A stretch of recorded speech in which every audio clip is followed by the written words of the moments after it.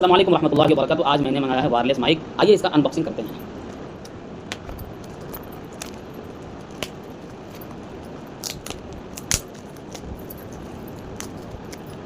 इस पर फाड़ लेना है इसको। इस पर ये निकल गया मेरा माइक, अभी अंदर है, अभी निकालते हैं इसको।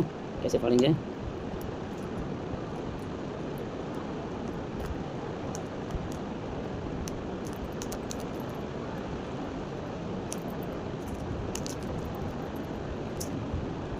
यहाँ से हम इसको ऐसे निकाल के, बहुत ज़्यादा पैक किया हुआ है, ये निकल गया हमारा। अब ये देखिए इसको ऐसे करना है। इसमें देखिए एक कार्ड है भाई, ये देखिए एटीएम कार्ड इसके साथ आया है। एटीएम कार्ड है ये। बिस्मिल्लाहिर्रहमानिर्रहीम। ये देखिए ये रिसीवर है जो इसके अंदर लगेगा, और ये माइक है।